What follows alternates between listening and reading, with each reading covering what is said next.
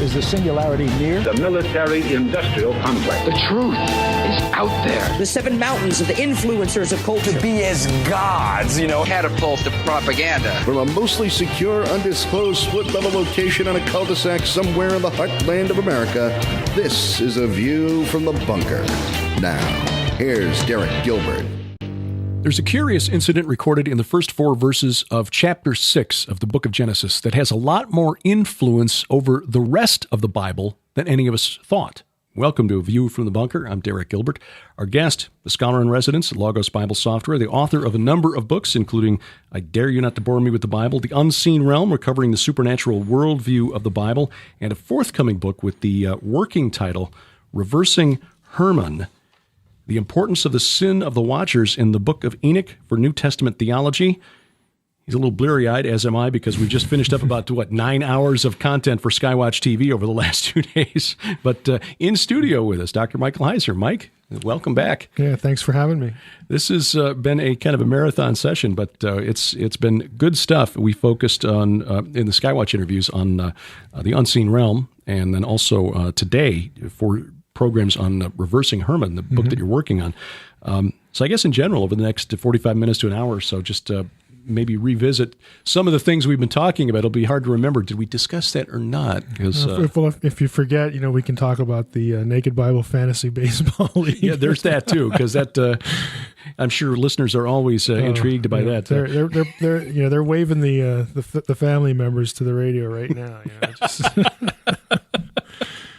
Yeah, because we got some other folks in that league that listeners would be familiar with, like David W. Lowe for one, Mark Combs for another.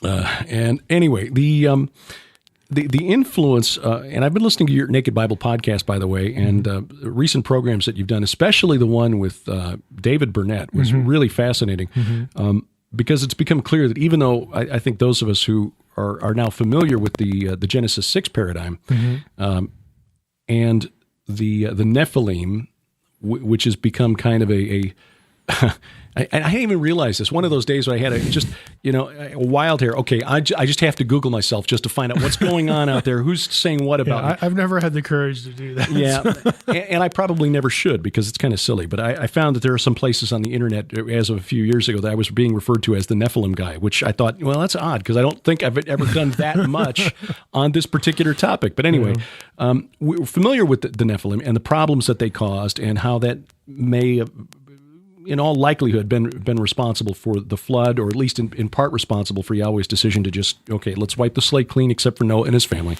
But there's more to the influence that of the sin of the Watchers on the New Testament than I ever suspected. And this is really exciting stuff.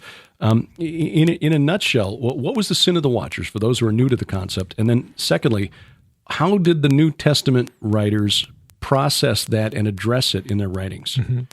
Well, the sin of the Watchers, again, the most familiar component to it, for those who have even heard the term and, take Genesis 6 sort of at face value and, familiar with things like the Nephilim, the most, transparent answer to it is this transgression. Because in Genesis 6, 1 through 4, you get the sons of God, marry or take in marriage, the human women, they produce the Nephilim, and so on and so forth. The Enoch version, again, First Enoch, a book written between the Testaments about this incident, refers to the sons of God as watchers. And so there you get the sin of the Watchers being this transgression that we read about in Genesis 6, 1 through 4. But there's a second component to it, a second element, and that is in Enoch, the Watchers are, credited is the wrong word, blamed is probably a better word, with teaching humanity certain things that wind up corrupting humanity. We get a reference to the corruption in Genesis 6. The very next verse, Genesis 6:5, talks about the wickedness of humans was great, and that every thought of the imagination of their hearts was only evil continually. And you go, well, how in the world do you go to that? How do you get to this statement about human depravity from the first 4 verses? It's just so strange. Well, the answer is, again, if you're reading Enoch, he tells you why this assessment of humanity is what it is, and that is because humankind is corrupted thoroughly by what the Watchers teach them. Arts of warfare, astrology, seduction, illicit sexual behavior, potions, magic, magic, all that kind of stuff. So for a Jew, again, thinking about this issue or hearing even your question, they would blame depravity not on Genesis 3, even though they would say, well, yeah, that's where sin entered the world and, God's good world is corrupted and so on and so forth. We have human rebellion and divine rebellion with the serpent. But they would say that the real problem here, the root of the proliferation of wickedness, is laid at the feet of the Watchers. And that isn't a contrived view. That actually reflects, as I'm going to deal with in this book, and I do deal with it in a couple chapters early on in the book, that the original Mesopotamian story, that Genesis 6:1-4 is written to target, again, some specific points of Babylonian mythology, Babylonian religion. That story does also include this idea of the transmission of divine knowledge. The villains there are the Apkallu. They're divine before the flood. After the flood, they are semi-divine. They are, quote, of human descent. And they are the offspring of the original, layer, the original divine beings, and they're also giants. So you get all the elements there in the Mesopotamian story, and the Enoch material preserves that. The Enoch material, again, the writer was aware of the original context of Genesis 6:1-4, but all we get in Genesis is, well, we got this episode, this transgression, and then humans are just awful. So there's this missing element that Enoch, helps preserve for us. The Apkallu, an interesting, actually fascinating group, and you've talked about this before in a previous interview, where a paper written in 2010 by scholar Amar Anus, who's a university in Estonia, of all places, came out with this paper where he actually went back into the Mesopotamian literature and found references to these Apkallu, and then tied that. I think the title of the paper is On the Origin of the Watchers. It's a fascinating read. But prior to that, what was the scholarly consensus on the Watchers in Jewish literature? Yeah, Anus's work in 2010 was the first systematic redoing, the systematic revisitation of Mesopotamian flood stories, which, is sort of part of the broad knowledge of in Western culture about the Bible, that, hey, there are flood stories over in Mesopotamia too. Everybody sort of knows this.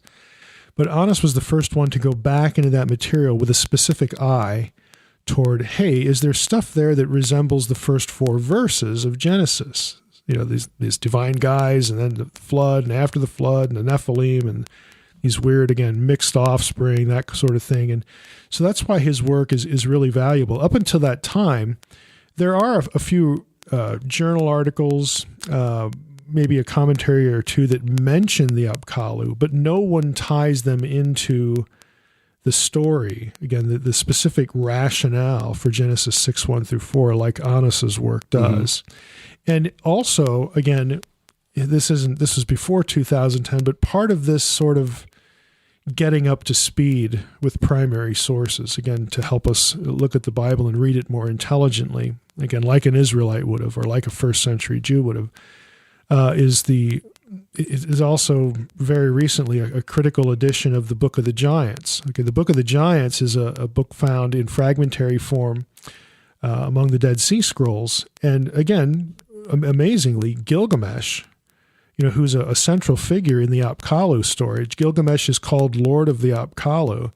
He is one of the post-flood Apkallu that is 2/3 divine and a giant. Okay, well, Gilgamesh is named as one of the giants, the surviving the flood, in the Book of the Giants, found among the Dead Sea Scrolls. So again, here you have another indication besides the Book of First Enoch, what we popularly refer to as the Book of Enoch. But here you have another book that, again, preserves and taps into this original context about the Apkallu and the giants, by virtue of Gilgamesh. And you mentioned in the Book of the Giants, and this was in one of the discussions we had for Skywatch TV, that another figure from the Gilgamesh epic is referenced in the Book of the Giants, very possibly anyway, the monster that he goes to slay, or Humbawa. Humbawa, what I think is fascinating is I've been doing some reading on scholarly papers of Canaanite, Mesopotamian, Babylonian cosmology for a project I'm working on. I hesitate to say a book, but I guess if I say it often enough, I'll shame myself into actually finishing it because I've gone public It'll turn out to be a book. Because but there was a paper written, a paper published about 40 years ago by a scholar named Edward Lipinski on the abode of El, the abode of El, the chief god of the Canaanite pantheon, and he points out that in that paper that Gilgamesh was known in the Gilgamesh epic as, or rather Humbawa, that was known as the guardian of the abode of the gods. And he makes a pretty strong case that where Gilgamesh and his friend Enkidu traveled to defeat Humbawa was Mount Hermon, which again ties them back to the Watchers. It's another connection. That wouldn't surprise me at all. I mean, it's been a while since I looked at Lipinski's art. I read that because for my dissertation, really about the council language. But now that you mention it, I want to go back and see specifically what he says in that regard. But it wouldn't surprise me at all. There are some book-length manuscripts. There's a scholar, Helge, it's Helge, and it's actually a man. It's a man's name, Kvanvig, Kvanvig, who wrote a whole book on the Mesopotamian roots of apocalyptic literature, and specifically the Enoch traditions. So there's a lot of material found in and that you can tap into in terms of Mesopotamian stuff that relates to Enochian stuff in the later period that we call the Second Temple period within Judaism. So that wouldn't surprise me at all. There are a lot of connections there. So let's come back again to the sin of the Watchers and the knowledge that they transmitted to humanity that we weren't supposed to know, and how then the disciples, the apostles, the writers of the New Testament filtered that into the books that we've come to know as the New Testament. How does that show up in Christian theology? Yeah, it actually becomes an important touch point for theological messaging about the appearance of the Messiah and also what the Messiah was here to do. It factors into how we would read Revelation 12, the whole birth of the Messiah. Again, if we take Revelation 12 seriously as astral prophecy, as a specific example of that genre, and I've talked on my podcast before and other contexts about the work of Bruce Malina, Malina, who wrote a book called The Genre and Meaning of the Book of Revelation, and it's the first systematic treatment of Revelation as astral prophecy, which again is a known genre in the Second Temple period associated with apocalyptic stuff, like Revelation obviously is. But if we take that seriously, Revelation 12, the astral signs there, that sort of gives us a hint at what the Magi were looking at and what they were thinking, this whole concatenation of signs. And if you plot that out in an astronomy program, you essentially follow their directions.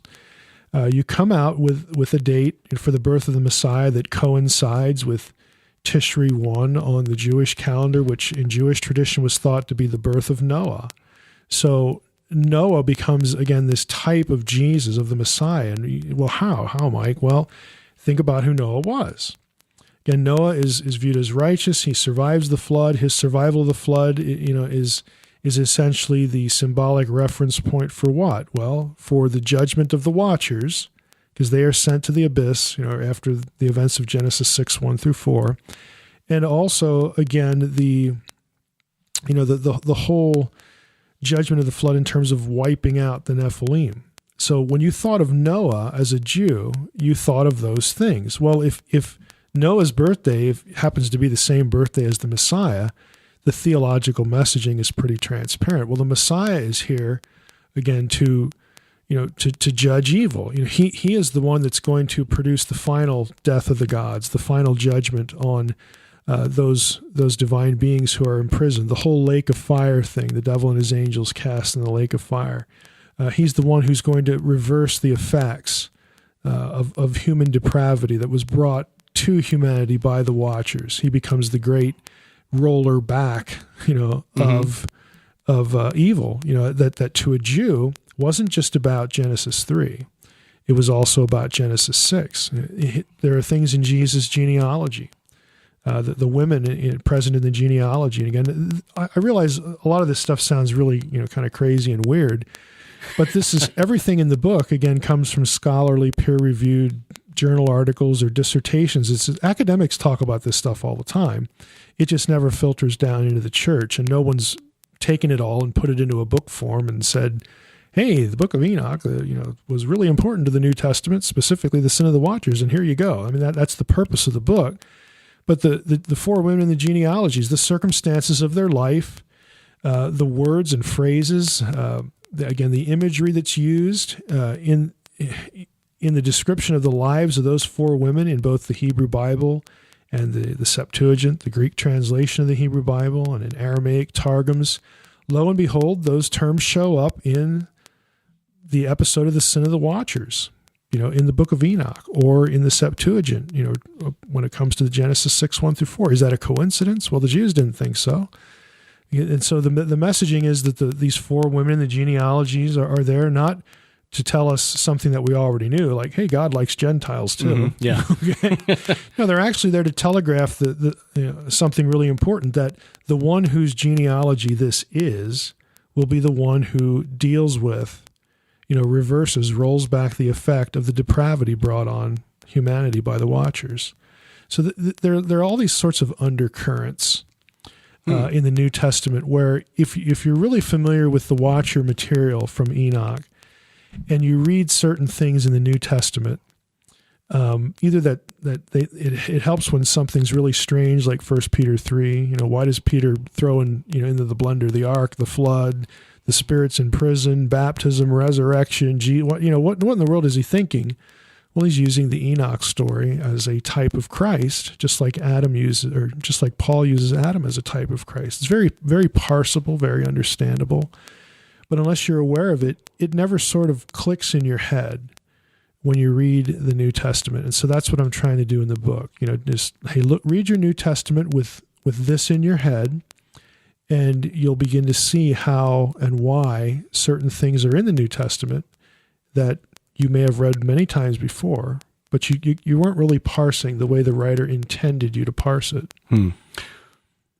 Is there a... How much of the intertestamental literature that was available to the Jews do we consider now, and by we I mean the Christian church, 21st century in general, when we analyze Christian theology? In other words, if we sort of blinded ourselves to the influence of that Jewish literature and the Jewish theological thought of the first century, when it comes to analyzing and trying to parse Christian theology today. Yeah, scholars would say, people who are in the field of especially New Testament or experts in Second Temple Judaism would say that basically there's hardly a place in the New Testament where something written in the Second Temple period isn't relevant for understanding, and that's because, again, they have their head in the material. That's all they do. So, for the average Christian, though, that sounds completely foreign and probably absurd, I've gotten along just fine without, reading the book of Maccabees or Enoch or any of this stuff, Well, yeah, you have. The point is not that you're going to miss the gospel without this stuff and get the gist of the story. The point is that there's a lot going on in the stories, the way things are articulated, the way they're written. The writer wants you to think of certain things to help your understanding. And so you'll get a richer understanding. You'll get resolution to problem passages.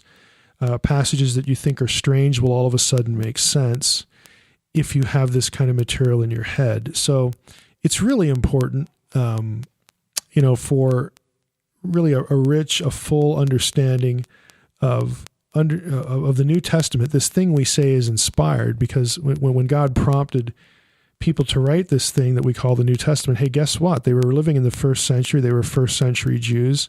They weren't morons. They were literate. They read this stuff. They quote it. They allude to it hundreds and hundreds of times. So it informed them and helped them articulate what they did put down under inspiration. But you and I aren't going to get that. We're not going to understand what they wanted us to understand in its fullness, and really we're not going to get the impact of it without that material. So we do miss a lot. We may not miss the gospel, but we miss a lot of other things.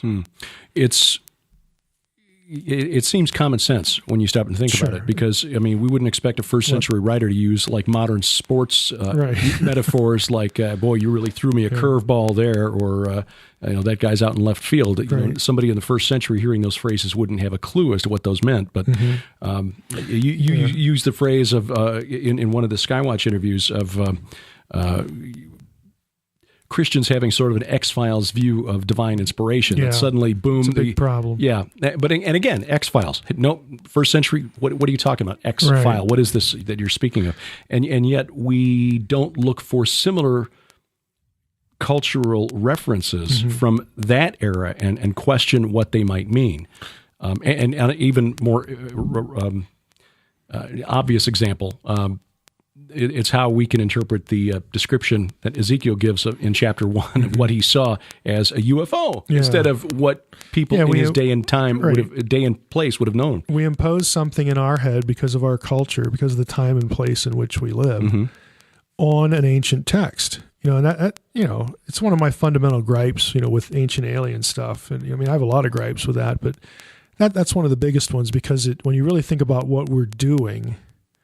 Okay, I'm taking something from my world and inserting it into the world of the author. It sounds really stupid, and the reason is because it is stupid. Okay, if we wrote something today, using again the phrases that we use, the cultural allusions that we might put in there, references to a TV show or a commercial or even an item of clothing or a car, any number of things. Well, 1,000 years from now or 2,000 years from now, someone trying to understand that, if we knew that they were going to just insert their own culture in that and call it, this is what the author meant and call it good, I mean, that would be ridiculous to us. We would say, well, how dare you? I'm being misunderstood, and you're not giving me any credit. You're not even trying to understand what I really wanted to say. And that's essentially what the ancient astronaut crowd does with the Bible. Well, we don't really care what it meant in its own context. We're going to give it one, and by golly, that's what we wanted to say. Yeah.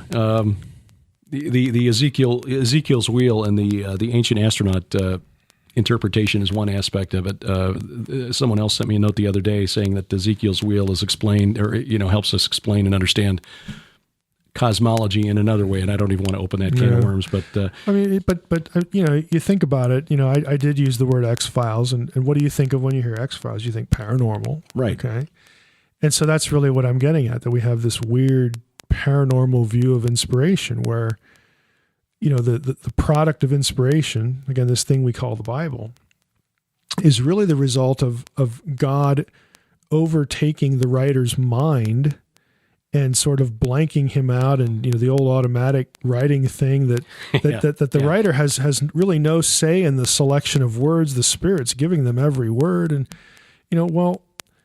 we know that's demonstrably false and ridiculous, because what they do produce, again, archaeology is just one example of showing how closely they followed this or that formula. How epistles conform to the style of epistles, how Old Testament covenants conform to the style of covenants. Well, you don't need automatic writing for that. You need a writer that's intelligent, that actually reads stuff. We strip the humanity out of the Bible, out of inspiration, and frankly, in my view, when you do that, you actually undermine the doctrine. You set it up to be attacked by really silly arguments, in the name of making it so, again, paranormal, to like, people think they have to do that to protect the Bible, to make it unique, to make it this thing that God's responsible for. Well, God's still responsible for it, but he used people. Okay, he didn't tie their hands. He didn't freeze their brain. He used people, and he prepares them providentially through their whole life for this moment, to produce something that he wants preserved for posterity, and to address a specific need, a specific occasion.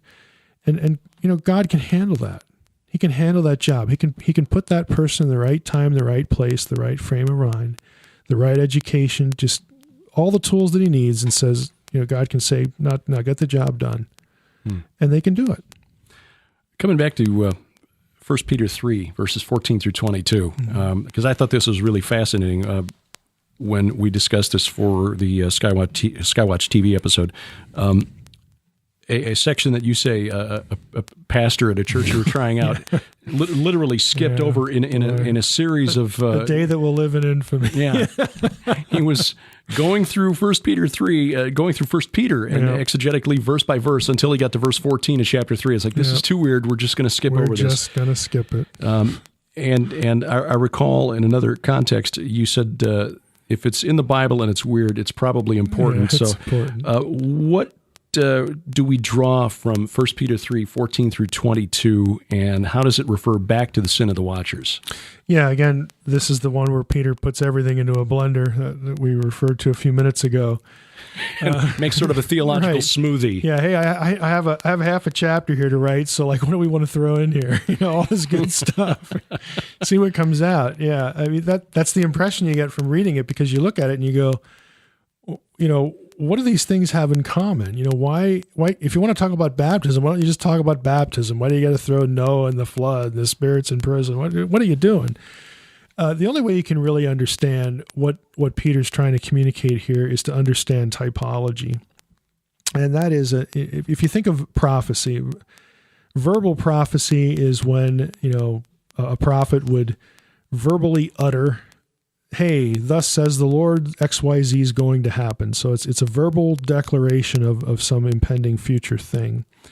Well, a type is a non-verbal prophecy, that there's an event that happens, like the Exodus. There's an institution given to Israel, like the Passover. There's a person whose life prefigures something to come. So you get events and institutions and people that their role, one of their roles in the broad scope of the Bible, is to prefigure something that will happen in the New Testament era. And of course, that shows up in the New Testament text. And often Jesus is the reference for a lot of these things. And the best illustration I can think of is Romans chapter 5, where Paul views Adam, and he even calls Adam a tupos, a type of Jesus. He's a prefigurement of Jesus. So for Paul, Adam was a prefiguring person, a prefigurement of what Jesus would do and what his death meant.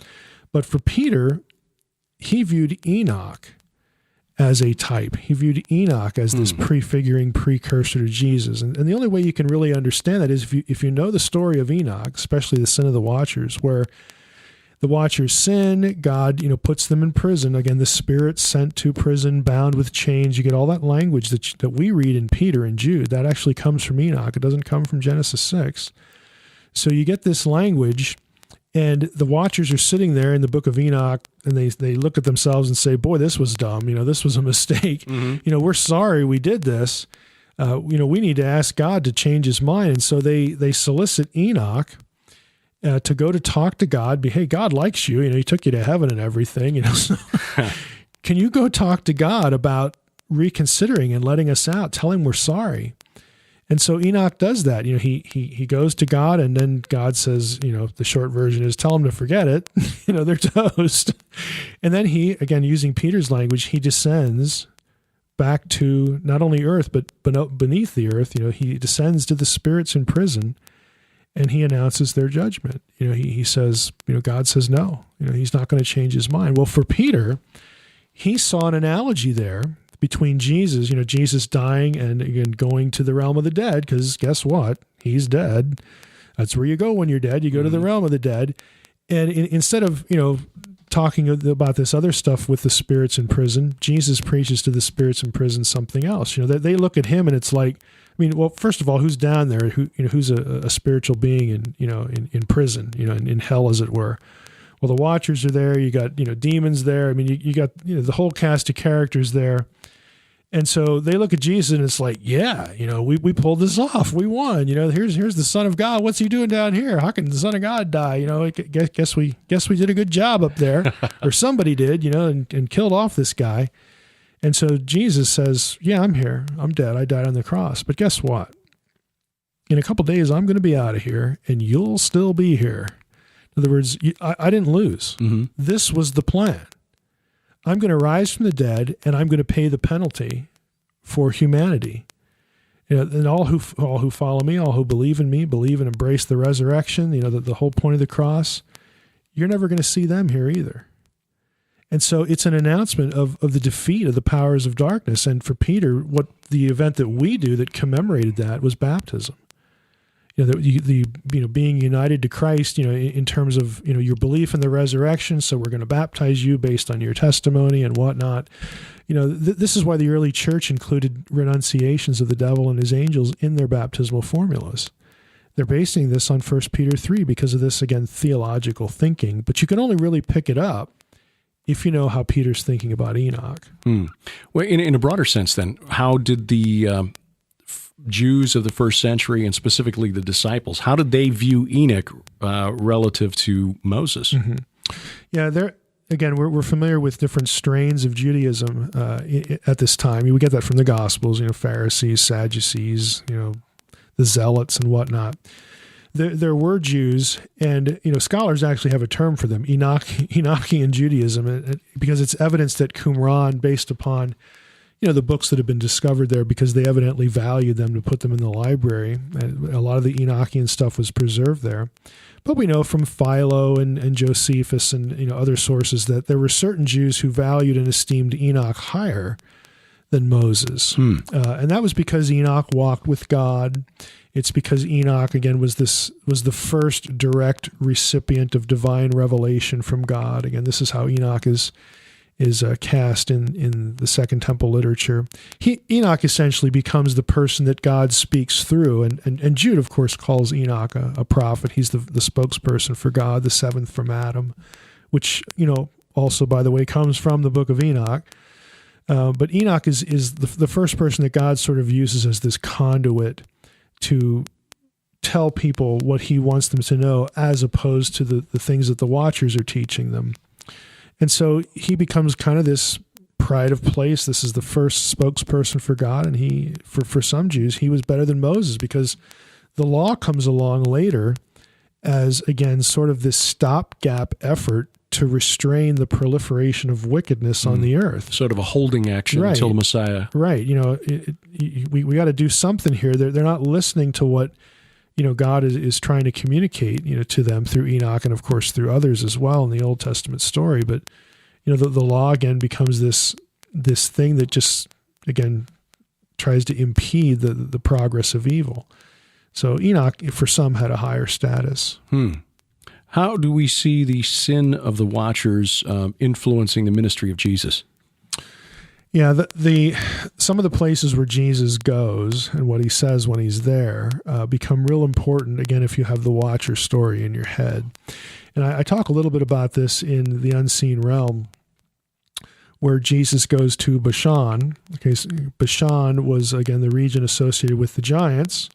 Okay, the Rephaim, Deuteronomy 2 and 3, who, of course, we learn from Deuteronomy 2 and 3, were descendants, the Anakim are not descendants, but they were Anakim. They were like the Anakim, great and tall and all that. The Anakim, of course, come from the Nephilim, Numbers 13:33, and that takes us back to Genesis 6. So the conquest actually begins with wars against the descendants of the Nephilim in this region called Bashan. And right there, close to where Og lived, and part of the territory where he ruled was, lo and behold, Mount Hermon. Again, this is the place where, according to the book of Enoch, the Watchers descended to this mountain and, again, launched their plot, made their pact with each other to corrupt humanity. So Jesus goes into these regions, and frankly, he goes to Mount Hermon. We have the famous episode of the Peter's confession, thou art Peter, and upon this rock I will build my church. Well, I argue in The Unseen Realm, and I'll make the argument here too in the new book, that the whole reference here is to the rock. It's to the place where they're standing, right here at the foot of Mount Hermon, right here in the region of Bashan. This is the place associated with Baal and the Watchers, and Baal is the Satan figure, and the Watchers, well, we know who they are. They're the ones who made humanity so wicked, and this transgression, that produced the giants. And here we are standing in Bashan, and we know what the giants are about. Moses and Joshua had to put up with them and, get rid of them. So again, all this whole matrix of ideas, Jesus goes into this place and he says this, essentially I'm going to, you're Peter, and upon this rock I'm going to build my church and the gates of hell will not be able to withstand it. Well, he's essentially saying, I'm going to take Satan's home and make it his tomb. He picks a fight. I mean, this is inflammatory rhetoric. And then the Gospels say, well, 6 days later they go up into the mountain a little ways. Well, there's only one mountain there. It's Hermon. And guess what happens there? Well, it's the transfiguration. And so Jesus is like, okay, boys, I'm here. I'm going to, he shows the disciples, Peter, James, and John, who he really is. But they're not the only ones there for the show. Right. The powers of darkness that we don't see get the message too. Well, he's here. He's the Son of God, and we got to do something. And of course, their solution is to kill him.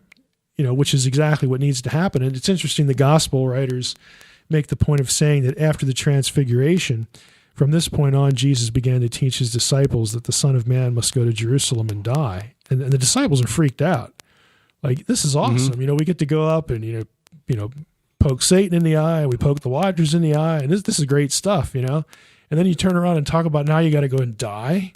Like, this is crazy talk, and we know Peter's reaction. Yeah. But that's it. A week later, you get the triumphal entry, and a week after that, he's dead. Mission accomplished. Because Jesus went up there to poke a fight because he knew this is what has to happen. And it's time to make it happen. It's time to provoke the powers of darkness into doing what they think is the solution, but what he and the Father knew was the beginning of their end. Mm-hmm.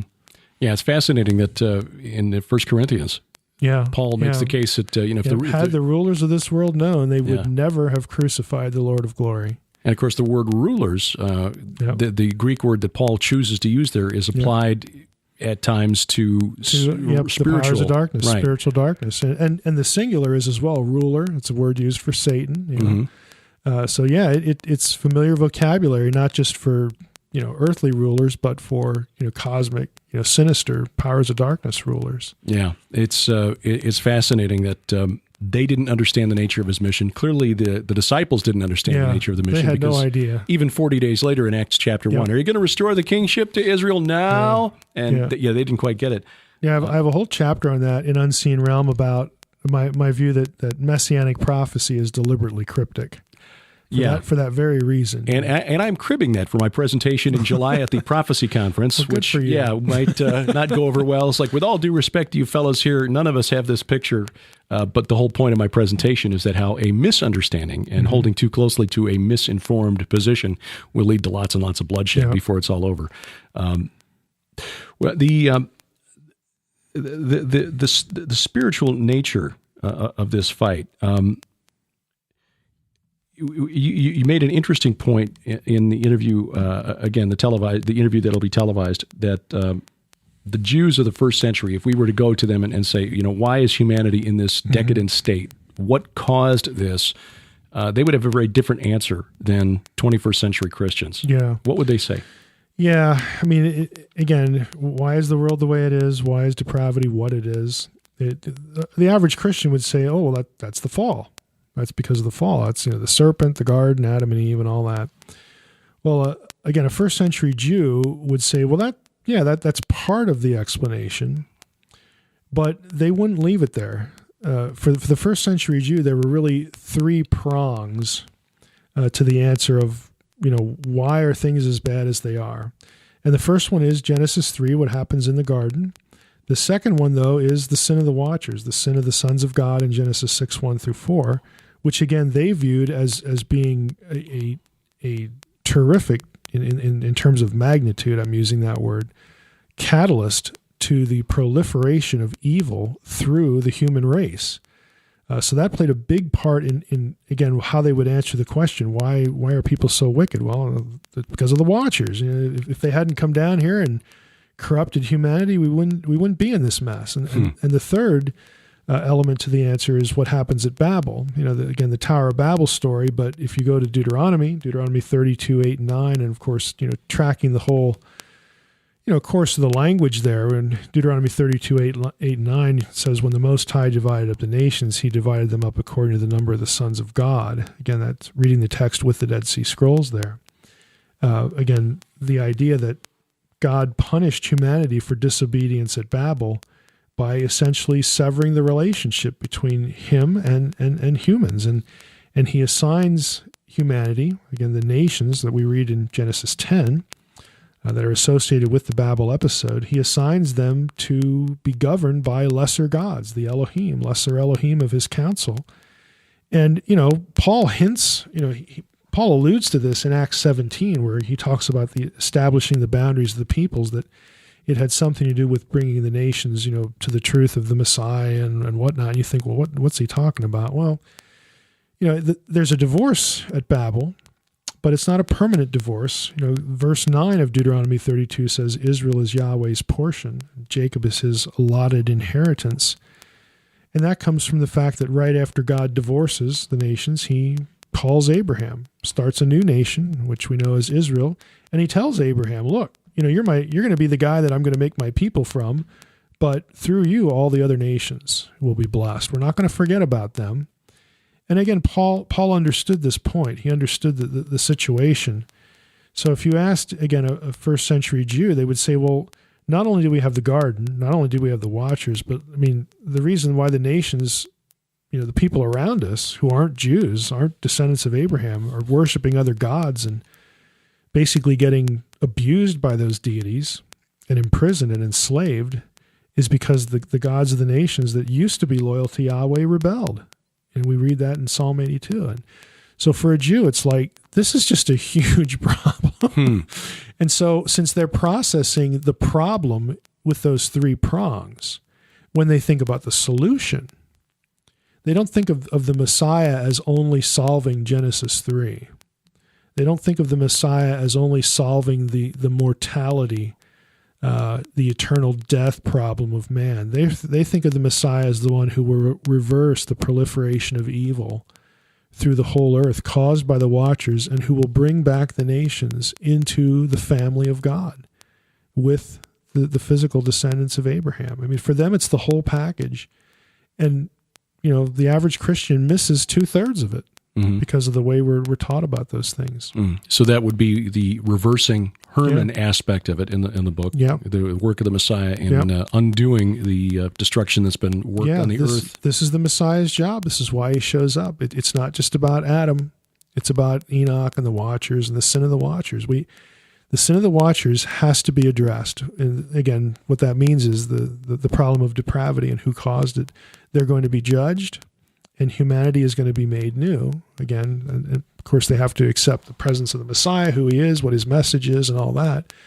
But they're going to be processing the Messiah in light of Genesis 6:1-4, which again sounds, really kind of crazy, to the average Christian. But again, if a Jew, a first century Jew, was sitting here with us, he'd be yawning now, because this is like Theology 101, for them. But for us, it's quite different. So how has that affected our walk today as Christians? What has been the impact on the church as a whole of just kind of doing away with desupernaturalizing, right? Getting rid of the Genesis 6 paradigm and of course the Deuteronomy 32, the divine counsel paradigm. Yeah, I would say we've succeeded quite well in making the Bible boring. We bleached all the color out, and then we complain that it's boring. Yeah, I'm serious. In that. We've reduced. I actually like the phrase you used in the interview earlier today, that Jesus has become the cosmic life coach, and that's pretty much what he is. We can sit here and complain about what happens in church, and lots of people do. Well, I go to church and I hear the same Bible stories. I hear "be nice to your wife." I hear don't be abusive to your kids, and be a nice guy. And oh, okay, thanks, life coach, because that's basically what I'm getting. I'm getting, therapy here. Get that from Dr. Phil. Yeah, you really can. And the Bible becomes the same old stories over the pulpit, but now we have adult illustrations. Look, if that's all there is to it, I can't blame people for being bored with it. How many times do you have to hear this stuff to have the light go off in your head saying, I've heard this too many times? There's got to be something more to this thing we call the Bible. Right. There just has to be more. And, I've sort of made it, if you want to call it a ministry, I don't know what you really call what I do, but if you want to call it that, that's fine. But I've sort of made it my business to find people who just know, they just have this inkling, this intuitive sense that there's got to be more to this than what I'm getting in church, because it's killing me. Okay, I am dying on the vine here. I am not being fed because I can get this on Dr. Phil.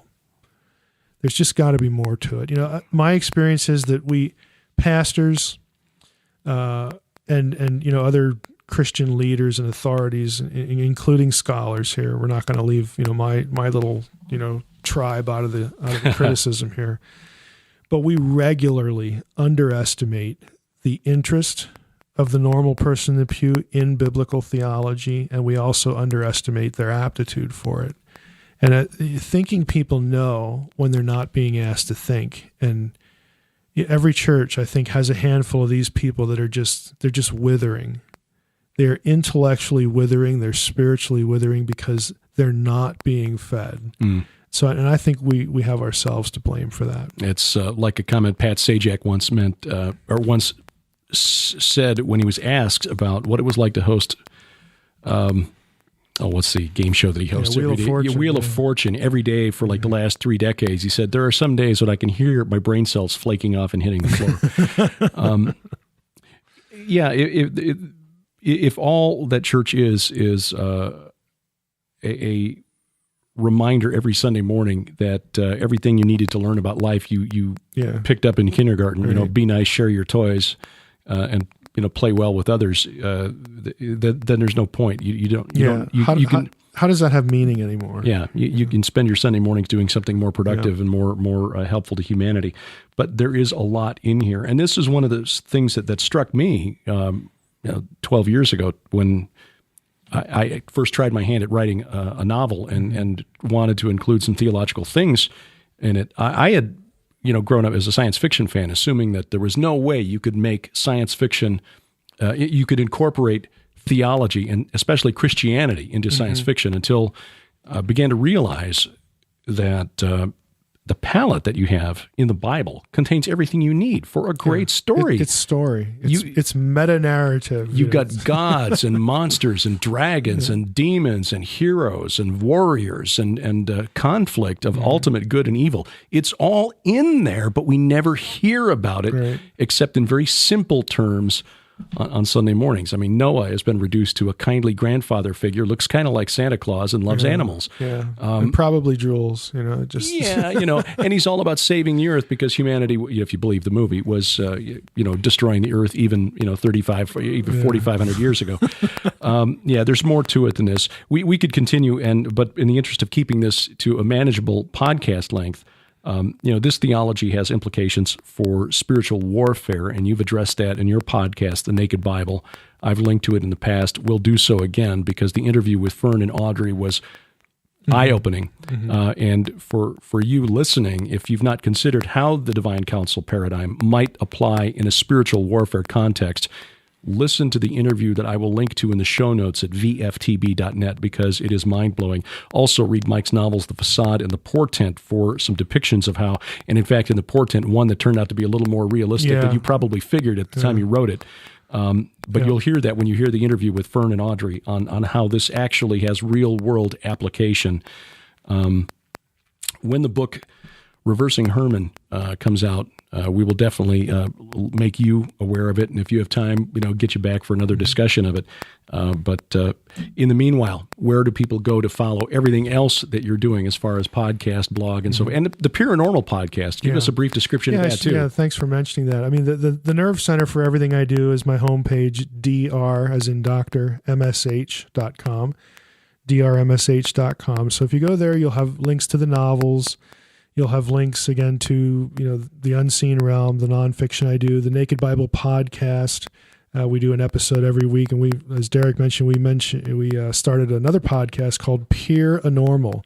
That's Peer and then anormal. So peeranormal.com. We're 2 episodes in, and the gist of that podcast is we want to talk about paranormal things, but we are restricting our discussion to peer-reviewed literature. In other words, there are actual scientists in actual labs, real people in real white coats who actually study things that we would call paranormal, and they write up their studies in academic journals that pass peer review. So a lot of people don't even know this kind of research exists.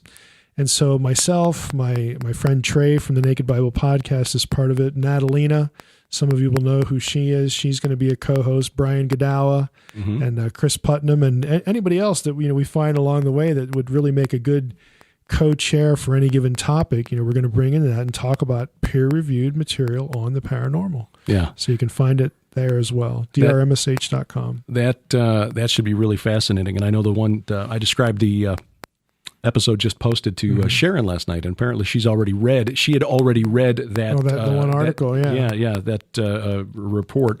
So some fascinating stuff there, and it's worth looking at because there, as far as I know, there aren't any other Christians who are looking at that type of work and then trying to process it through a biblical lens or through a biblical filter. This is quite a unique niche. I mean, I was surprised that nobody's done this before, because if you do research on parapsychology, for instance, online, you will run into peer-reviewed research. And it's like, why doesn't anybody talk about this? Yeah. And so it just seemed like a natural idea for a podcast. Well, and you and Putnam and Godawa and Natalina together, that's like, the $1 million quartet of Christian podcasting right there. So we're just excited about that.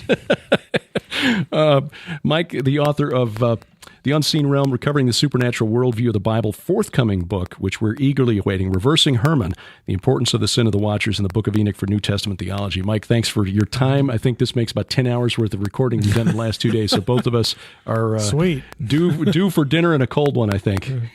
Well, it was fun. I'm just glad to be here and do something useful, and thanks for the opportunity. If you log on to VFTB.net, you'll find a link in the show notes to the main website for Mike, his hub of internet activity, if you will, drmsh.com. The link's there in the show notes. And the show notes, as always, posted to VFTB.net. That's View from the Bunker, VFTB.net. And click through to Mike's website, and from there to all of his various and sundry websites, his Naked Bible blog, the Paleo Babble blog, UFO Religions blog, his Memra Online Learning Institute, and other things that he's working on. Highly recommend the book, The Unseen Realm, his 2 novels, The Facade and The Portent, both in the reference rack of the books that I keep in the office at home, because he's got them so well researched and documented with real information from the UFO phenomenon, that I will turn to that, because I can trust that Mike has vetted the research that's gone into those novels. And of course, the divine counsel paradigm shows up in those novels as well. So it's fascinating stuff.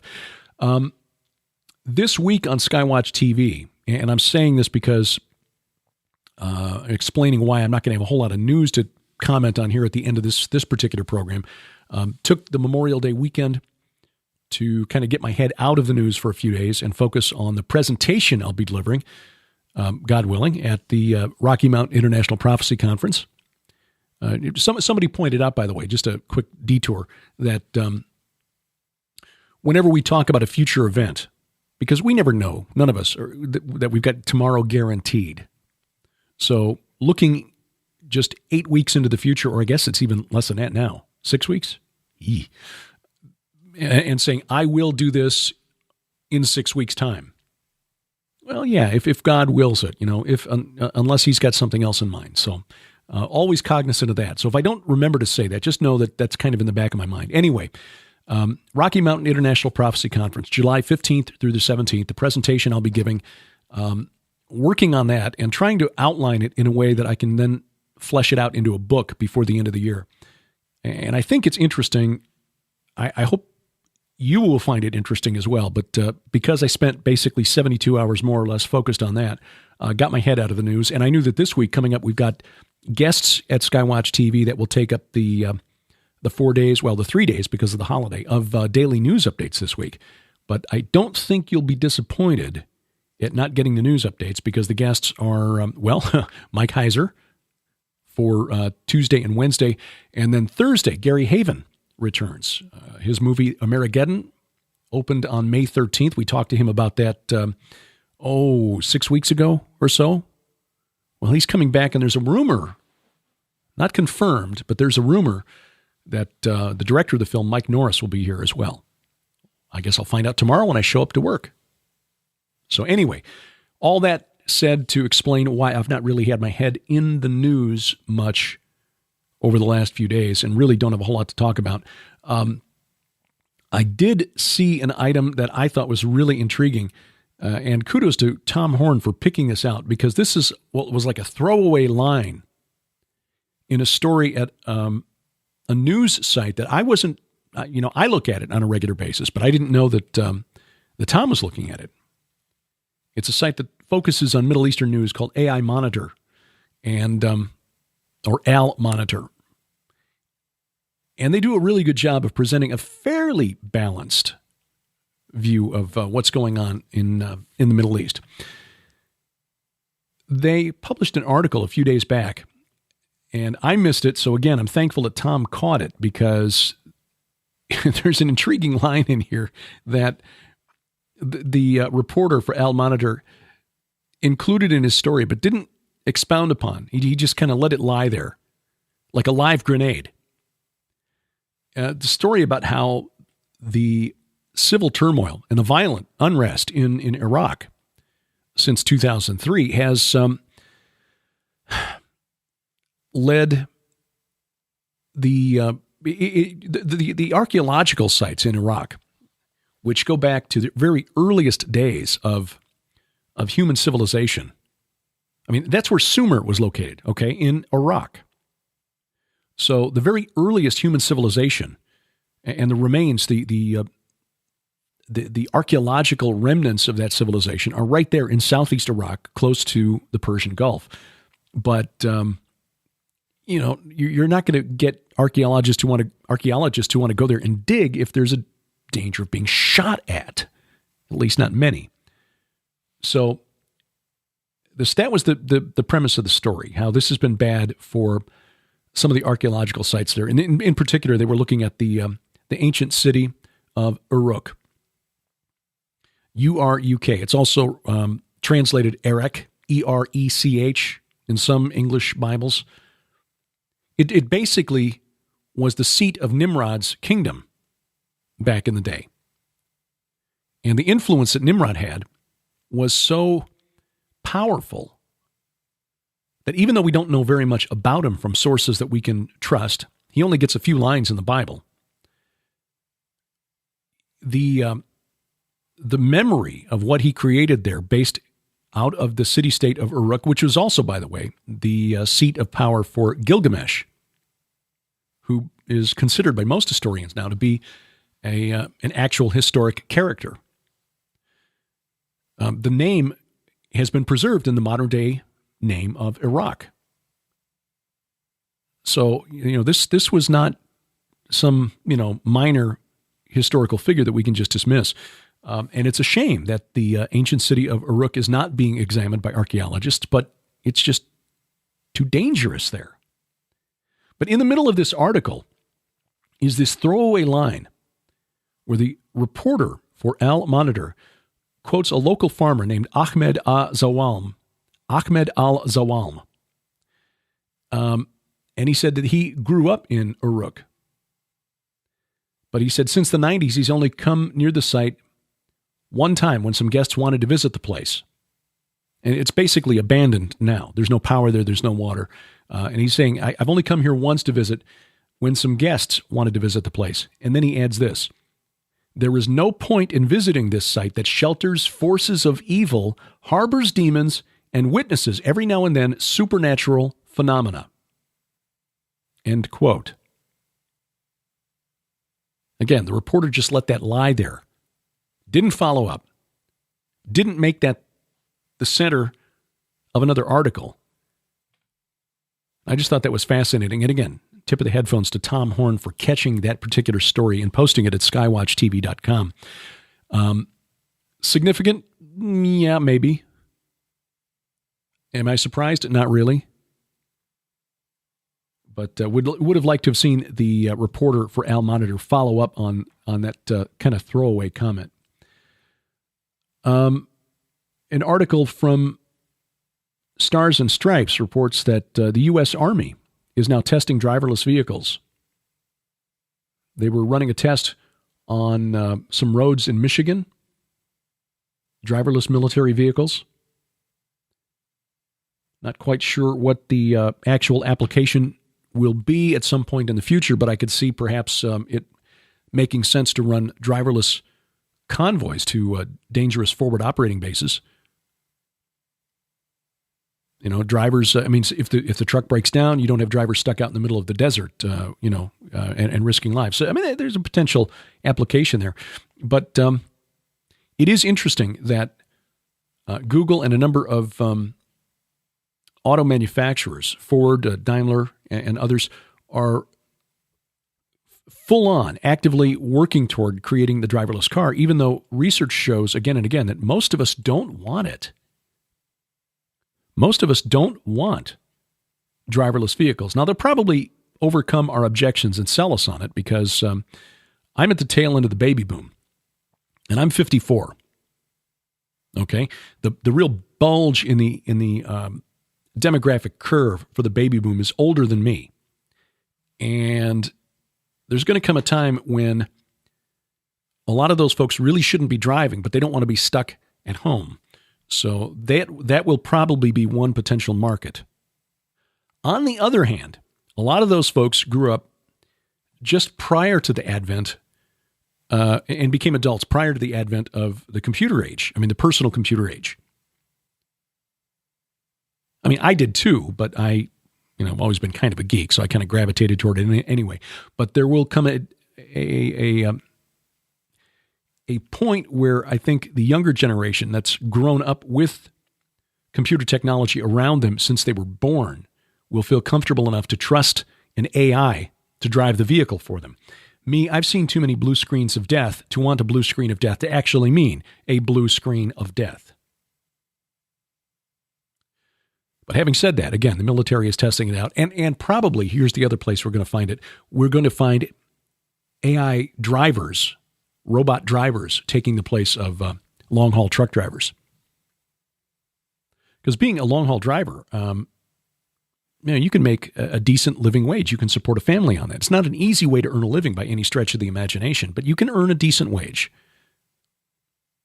In fact, before the economy really started slowing down here about a year and a half ago, about a year ago, there was a shortage of drivers. There was essentially a negative number in front of the unemployment rate for commercial drivers, which is why trucking companies were offering bonuses, $6,000, $8,000, $10,000 sign-on bonuses to get drivers to drive for them. They had more loads than they could carry. Now, things have slowed down some, and I don't know how that's changed, but I know just before I left the steel company, we had a bear of a time getting stuff moved those last few months. And getting guys to drive for our company was a challenge because the companies that specialized in just hiring drivers were offering such attractive sign-on bonuses. But if those companies can save that annual salary by putting a CPU in the driver's seat instead of an actual human, I predict that is going to happen. So anyway, well, that's it for the commentary today. Coming up, still got a couple of interview requests out there, and so the schedule is subject to change. I will say that I dropped a note to Doug Stauffer to talk about his new book, The Blessed Hope of Thessalonians, and got a couple of others out there. L.A. Marzulli, too. We'll probably talk to him as he gets closer to the release of Watchers 10. They're starting some pre-sale on it now, and there's a trailer out, which I should get to the website and post at the website shortly. Told him I would, so now I got to follow up on it. But we'll have L.A. Marzulli back to talk about that at some point in the very near future. And as we get closer to July, we'll be gearing up for that. So I'm not sure if the schedule is going to maintain a weekly frequency, but we'll see how that goes. The good news is, though, that when I come back from the conference, again, God willing, we'll have plenty of audio from the 32 speakers at the conference. or 25 speakers, rather. It's 32 presentations, I believe. Maybe even more. But yeah, hopefully we'll get to talk to all of them, or nearly all of them, and then we'll be kind of spinning that audio out to you in the weeks and months ahead on A View from the Bunker. Remember, our weekly Bible study continues every Sunday morning at gilberthouse.org. The Gilbert House Fellowship, we do a couple hours every week, post those usually by midday Sunday, 1 hour on the Old Testament, 1 hour on the New Testament, and we're finding as we go through that when you open your eyes to the reality of other supernatural entities that have rebelled against God, and the Bible, view the Bible as a chronicle, read the Bible as a chronicle of the supernatural war between those entities and between Yahweh, the Creator, who spoke everything into existence. Boy, it makes the Bible a lot more interesting.